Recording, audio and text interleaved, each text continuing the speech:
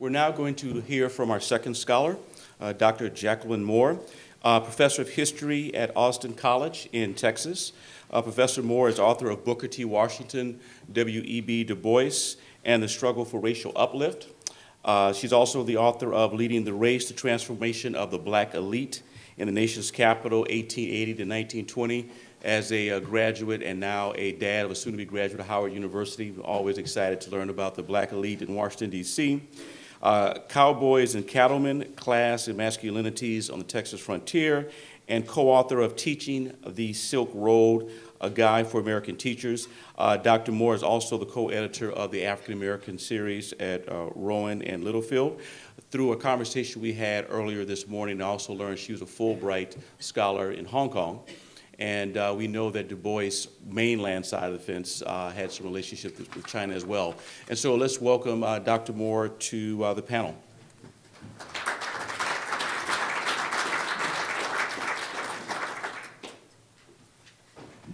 Thank you. I'm going to try and connect a thing here. So we hopefully will have some pictures. Let's see if I can find the it goes on this side.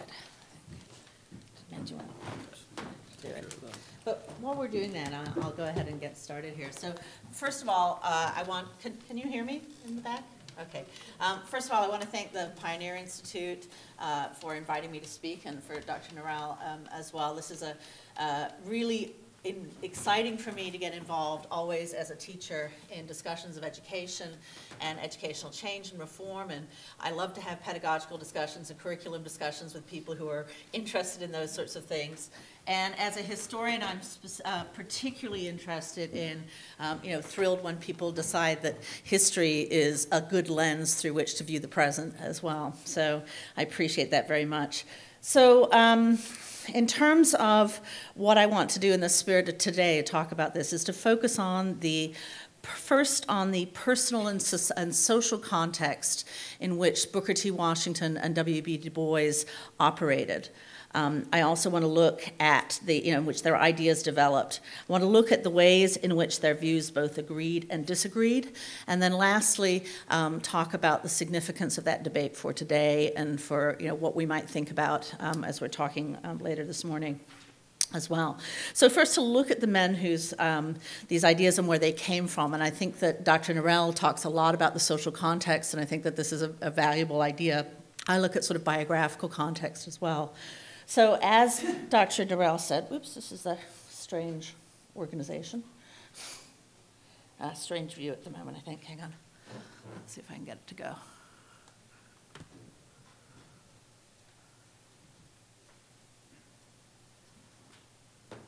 Still not working properly. Does it come disconnected? Well, it's okay. We'll work on the pictures. Oh, there we go. Good, there we go. Okay, so this is Booker T. Washington and his home, so I'm just going to put some pictures up. I'm not going to talk a lot about them, but you'll have a little bit of views here. So as Dr. Norrell says, Washington was born a slave. He was born in the South. For the majority of his life, he lived amongst a community of fellow African Americans, largely black community. And in fact, the early part of his life was fairly typical for former slaves in the South.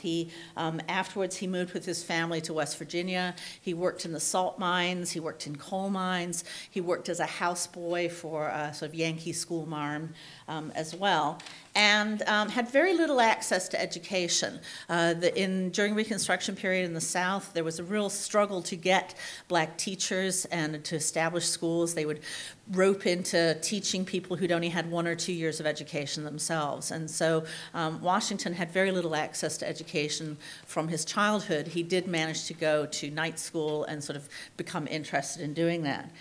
In contrast, Du Bois was born free in the North. He was born 10 years after Booker T. Washington. He was born in Great Barrington, Massachusetts. His family was poor as well, but they were respectable. Du Bois also had to work to support his family, but he was more sort of running errands and selling things door to door than doing manual labor. Unlike Booker T. Washington, however, Du Bois attended public schools from childhood side by side with white children. And so there was a small black community in Great Barrington, but most of his interaction was with white people from an early age. He, in fact, experienced very little racial discrimination, certainly a few snubs here and there, but as a child lived fairly, sort of blissfully unaware of those sorts of things to do that. But he was very much dependent on white philanthropy to go to school in the same way that Washington would become. So when Washington decided to go to school, or just sort of work to go to school, he heard about Hampton Institute in Virginia, and Washington's community, his church, the people in the community raised the money to buy him a train ticket to Hampton Institute, about as far as he could get towards there as well. And then he worked his way through school, working as a janitor, and then later got a scholarship from a white philanthropist in the North to support him. Now Hampton was established by Samuel Chapman Armstrong, who was the son of missionaries who worked in Hawaii and set up a similar sort of school for Native Hawaiians. Armstrong, like most whites, believed that it was going to be a long time before blacks would be equal to whites, that they were a developing race, that they were able to do that. But unlike most whites, he did think that blacks could learn a useful trade and that they could get an education. His idea of education was still fairly limited. The curriculum at Hampton was a lot more emphasis on drilling and being on time and looking neat than really serious trades, but Hampton did evolve over time, and certainly this idea of raising money for black education was a relatively new idea in the South to do that.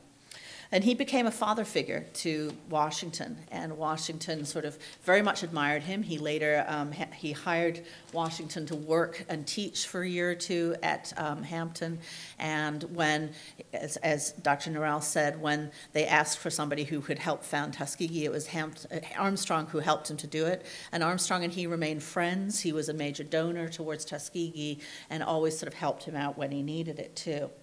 A lot of Hampton's graduates also went on to go to school in the North and to train as teachers too, including Booker T. Washington's second wife, Olivia Davidson, who made a lot of connections in the North in Boston, and that's where all that fundraising came from, is through these connections, and started with that. Du Bois, in contrast, his education was a very different kind of an education. He was a very smart, very intellectual guy. In Massachusetts during this time, if you were smart and you did well in school, you assumed you were going to go to Harvard. That's where his classmates were going to go, and that's where he planned to go. But he was dependent on white philanthropy, as I'd said, and the townspeople raised money for him to go to college, but instead of Harvard, they told him it was to go to Fisk University in Nashville, that he should go down south and be with his people.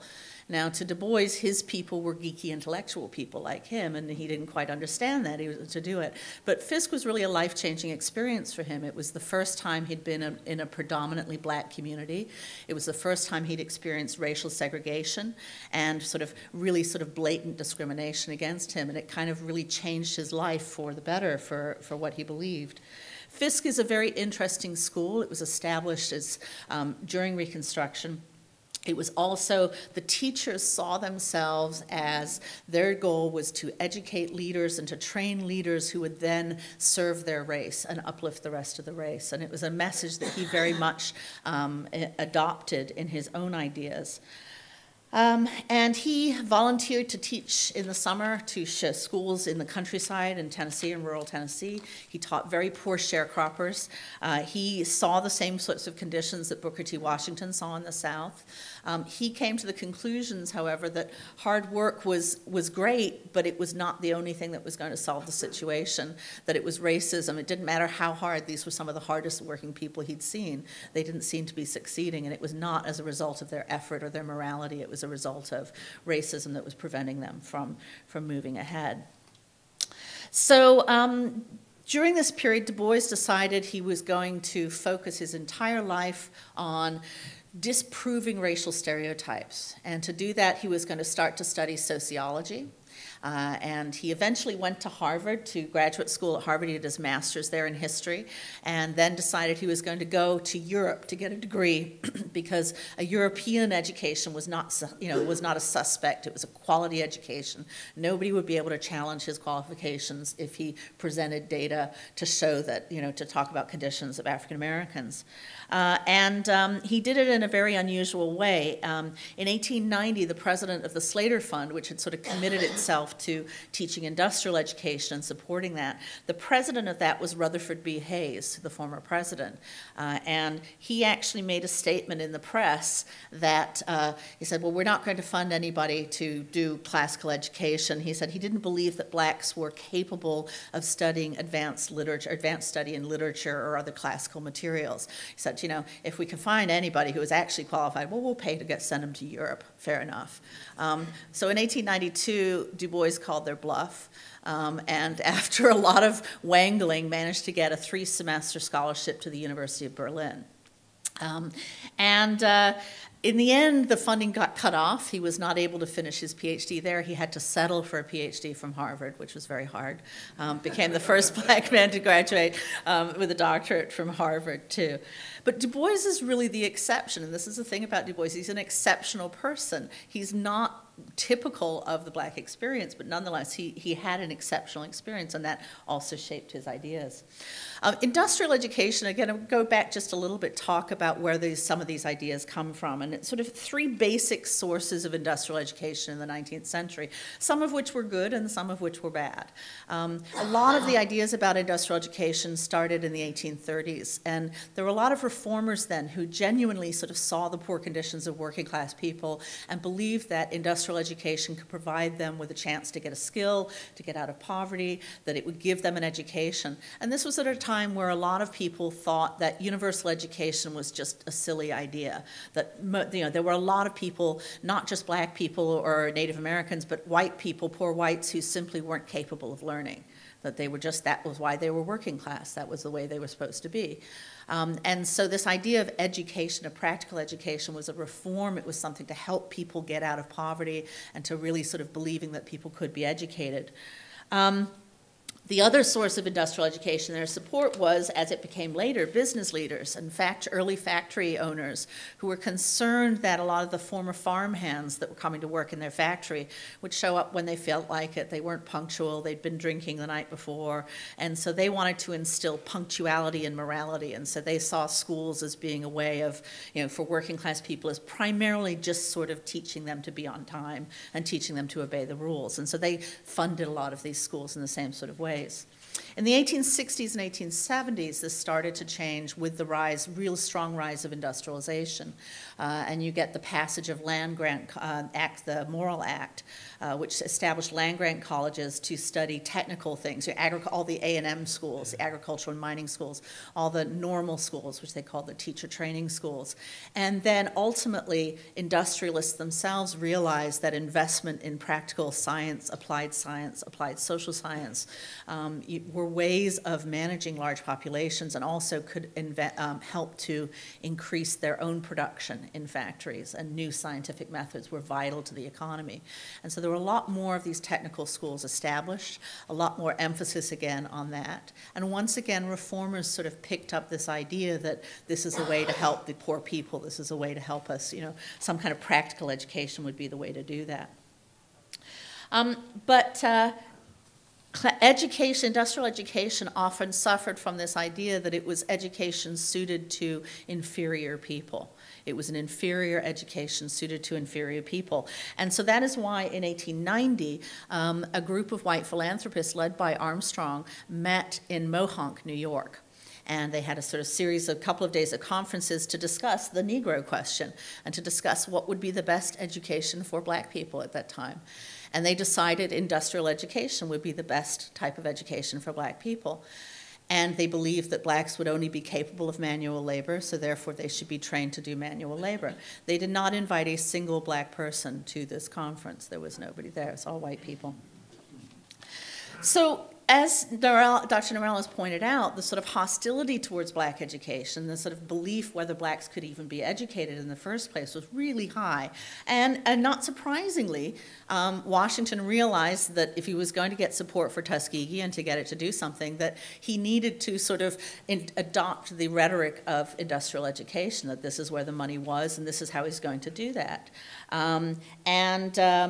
Essentially, he built Tuskegee on this industrial training, on this industrial training model. But as Norell points out, his idea of industrial training was much more progressive than most people had thought of. He incorporated liberal arts elements into his classes. Even what he espoused publicly did not, public did not always follow to the letter what he was doing at Tuskegee. He may have been saying one thing and doing something else as a way to do that. His main goal was to train teachers. He recognized that this is where the money was, this is what he needed to get to do that. Meanwhile, Du Bois had begun to work at Atlanta University. He settled there. He began a series of sociological studies. He established the sociology department there. He began a series of studies on conditions of blacks. He began sort of looking at, and there's kind of a list you can sort of see there, the church, the artisan. He'd sort of planned out this sort of 10, 20-year course of research to do that. And Tuskegee, I should say, was also doing similar studies at the same time. So he began these studies to conditions trying to show the effects of racism. He also began to develop his ideas about the talented 10th. And again, giving his experiences at Fisk, it was not surprising that the talented 10th to him was this concept of a leadership class. You develop this leadership class, they will in turn help the rest of the race, that they will help. That this is not just about being an elite group, it's about actually they would turn around and then serve to help the rest of the race. But he believed that without that leadership class, that it would not be possible to do it as well. So at the first he thought, well, his own leadership would be in this sociological, very rational, logical sort of thing, but a series of lynchings as segregation grew stronger convinced him he was going to have to do something more than just publish statistical analyses. So this is when he became more committed to protest as well. Now, Du Bois and Washington have always been painted as these opponents, and a lot of their debate was about politics. A lot of their debate was very personal. There's a lot of nasty stuff going on. I'm going to focus just on the educational side of this argument because it tends to be painted as this sort of bifurcation, as Dr. Norell said, between liberal arts and industrial education, and never the twain shall meet. And certainly there was this emphasis there. But Du Bois and Washington actually worked together on a number of issues. Particularly in the late 1890s and early 1900s. Du Bois had actually applied to teach at Tuskegee, and had he not gotten another job offer before the Tuskegee replied, he would have actually gotten an offer from, Washington made him an offer later on. He made him later offers, even at the heart, the sort of beginning of the real hotly contested debate, and after the publication of Souls of Black Folk, when he called out Booker T. Washington personally in a chapter of the book, he still taught summer school at Tuskegee. And it's really interesting, Washington invited him to dinner during that summer as well. Du Bois actually defended Washington to the early critics. The critics didn't start with Du Bois. They were a lot centered around the Boston black elite. And so he defended them. He defended Washington. He worked together with Washington to set up get a list of businessmen to establish the National Negro Business League. They also worked to stop an amendment to the Georgia Constitution that would disfranchise African Americans. And Washington even funded, although secretly, a lawsuit that Du Bois started in 1902 to challenge segregation on interstate trains. Eventually they dropped it. They thought it was not possible to do it, but they'd actually work together. So the public views also were not incompatible. It was possible to have both classical and industrial education. Booker T. Washington's industrial education did not preclude the existence of a talented 10th. And he sent his own daughter to women's college. He sent her to a music conservatory. You know, so in terms of education, he was not opposed to classical education for people. He was one of the largest, or he was the largest employer of black college graduates in the country.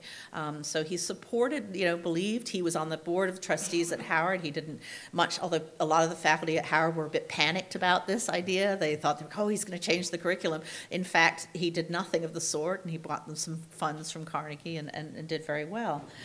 Moreover, he included classical education alongside industrial training at his school, too. Du Bois, for his part, did not object to industrial training in principle, and he did not expect all African Americans to get a college degree or a classical education, because he knew firsthand the conditions for the poorest of the sharecroppers. He taught them as well. So he wasn't expecting everybody, certainly, to get that kind of an education, too. The disagreement, however, came in terms of emphasis and rhetoric, and as well as the personal differences. And between 1903 and 1905, this sort of really picked up a lot. But Du Bois honestly believed that rhetoric was important. And this is Washington's critics often focus on this idea of what he was saying. He was, in certain audiences, making more outspoken statements. But in terms of fundraising for white people, he tended to make the more conservative statements and talk about that. And give an example of this different emphasis.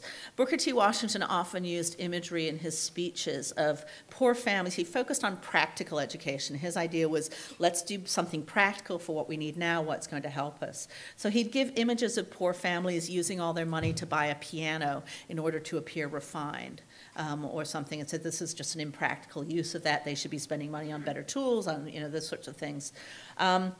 One such story he told was to white audiences publicly was about a poor sharecropper boy he found in a field reading a French grammar book. And he said this is the height of ridiculousness because he's reading a French grammar book. What's he ever going to do that? And he mocked this as an image of impracticality. Du Bois, however, saw this image as one of hope. He said it's however unlikely it was that this boy would ever go to college or that he would ever visit France or need to speak French in any way, nonetheless it was something to aspire to. It was an aspiration, and he believed that it was wrong to kind of focus, see that aspiration as a bad idea. Now, Du Bois' main focus was on training the talented 10th. And he worried, not without reason, that Washington's continued emphasis on industrial education would continue this draining of money from schools like Atlanta University. And as I said, this started before Washington began to speak. White people were not going to support classical education for black people. It's not Washington alone to blame for this, but he continued to talk about the importance of industrial education as well. And so he began personally to sort of to move this away. While he'd been at Atlanta University, he saw the funding decline for it. An example of this is one of the white philanthropists who was the biggest supporter of Washington, this guy Robert Ogden, who was a department store magnate. He was really good at organizing fundraising trips for black education in the South, and Washington, funneled millions of dollars into black education that would not have otherwise gone, so it's a worthwhile thing. So he would hire a special train each year, and they'd do a tour of southern schools, Tuskegee and the southern schools, but they were all industrial schools. And in 1901, they actually stopped in Atlanta and would have completely skipped Atlanta University, which is a major black university. They weren't even planning to go there, except that one of the members of the group that was going had independently scheduled a speech there. And to sort of go somewhere and miss one of the higher institutions of education was sort of a very clear indicator that Atlanta, with its classical education, was not acceptable for white philanthropy, too. Trustees at the University of Atlanta University began to pressure the president to change the curriculum, to incorporate industrial curriculum. Trustees at other black universities with classical educations placed similar pressure as well on the faculty to do that, to introduce industrial training programs. As the debate between Washington and Du Bois got more outspoken, Du Bois got several subtle hints that if he left Atlanta University, its funding would be restored. And so this is what Du Bois was concerned about. Du Bois and his supporters believed that under the guise of industrial education, white philanthropists would limit blacks to manual labor. Whatever Washington meant by industrial education, whatever he did with his school, white philanthropists did not see it that way. They saw it as an inferior, as meaning inferior education. And they would continue to believe that that was all that African Americans were capable of. Whereas Washington saw industrial education as an opportunity to secure funding for black education in the South, Du Bois saw it as a way of limiting black education to do that. So what significance does this have for today? What lessons can we draw for today? I'll pander to my audience here, so anyway. One of the results of the debate was this idea of this bifurcation, okay, this continued bifurcation between classical education and industrial education. Because these men were so publicly clashed, because both in rhetoric sort of kind of exaggerated the other's opinion at various points, it came to be seen that these were two things that were opposing ideas. Despite Washington's efforts at Tuskegee, the idea that these are two concepts in opposition.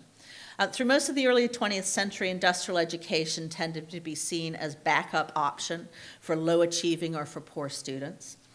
Many schools resisted incorporating practical skills training into their curriculum because they saw this as being incompatible with proper education.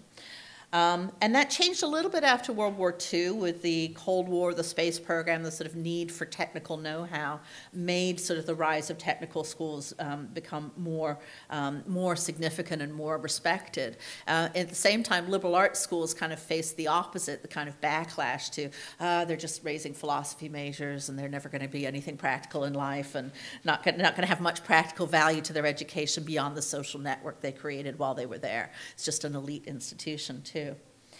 In the 21st century, this bifurcation has started to blur a bit, and I think this is a very good trend. It's for two main reasons. First of all, this is one of my sort of soapboxes too. The world problems have become much more complex in the 21st century. The economy has changed. It's become limited in resources. Most of the jobs our children will have in their careers have not been invented yet. You hear this a lot. In this situation, flexibility is the key rather than narrow specialization. And over-specialization, too focused professional education can sometimes dampen creativity. And so faced with this sort of reality, a lot of technical schools, including the Massachusetts Voc-Tech schools too, have begun to emphasize more broad training as necessary, that you need to emphasize skills like critical thinking, creativity, interdisciplinarity, that these are ways in which you're going to create certainly people with practical skills, but also people with broader training to work in that too. In the other hand, the second trend of this is that we are now reaching the information age where at the touch of a finger on your phone you can look up the entire encyclopedia anytime you want. Book learning is available to anybody without actually having to have a specialist tell you about the things. You can look up everything I've said without me standing here, right? I appreciate you having me nonetheless. So liberal arts schools in this environment have faced increasing pressure to supplement book learning with more hands-on practical experience, internships, project-based learning, these sorts of things, so student service learning, so students can better compete in the new economy, that practical learning, hands-on learning has become, education of the hand, right, has become more to do it. So in higher education, these distinctions are beginning to blur a little bit, and I think they should be. This is a good trend. It's something that's either rippling up from the high school secondary education or trickling down, or a little bit of both at some point. So I think, as Du Bois argued, education should not be about shutting opportunities to other paths, most certainly. It should be about opening doors for students. And as Booker T. Washington showed, hands-on practical work when combined with traditional liberal arts style education can help create those opportunities. So, thank you. Okay. Thank you for that very fine presentation. We're going to have a Q&A with both of our professors. I just asked two things. Number one, tell us your name and affiliation. And number two, ask a question. And so we have Jamie in the back. He has a microphone. We will now open it up to Q&A. Just raise your hand and Jamie will find you.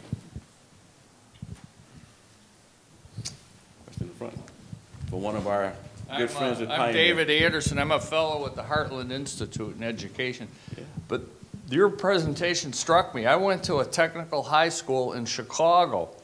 So I had to take shop, but we also had to take an academic track. And that school performs better than the neighborhood high schools in Chicago. And I'd like to get your comments on that, if possible. Well, you know, I'm not really an expert on. Is this on? Yeah. I'm not really an expert on the details of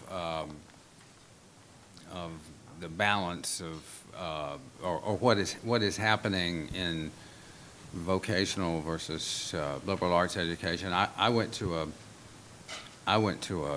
a high school in Alabama in the 1960s, and I took 3 years of shop myself, although it didn't do me any harm, and I did learn some things that I have subsequently put to use, but it was well understood all the time that I was going to go to college and do a traditional curriculum. So that's about. From a sort of pedagogical perspective, I'm not an expert in vocational education techniques as well, but I would say that one of the advantages of doing practical education is that it engages students a lot more, and it may be that by engaging them doing more, more practical things and things that they can directly relate to, particularly at a high school age, where it's very hard to sort of get people to grasp intellectual abstract concepts and see the significance of algebra and those things, that doing practical education may sort of help to kind of keep them focused to do better in other subjects as well. We've got a question to my left.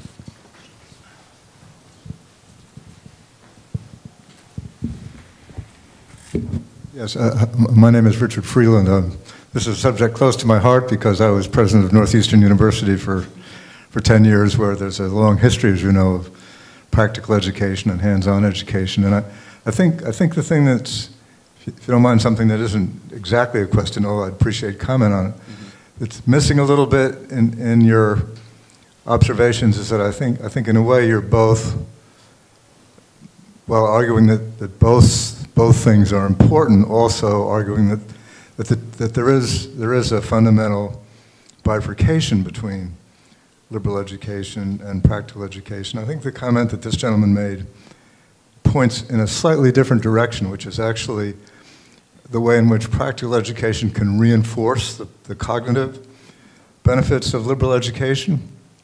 What I think a lot of the literature is showing is that if you combine classroom study with applications, the cognitive development on the academic side is enriched and enhanced.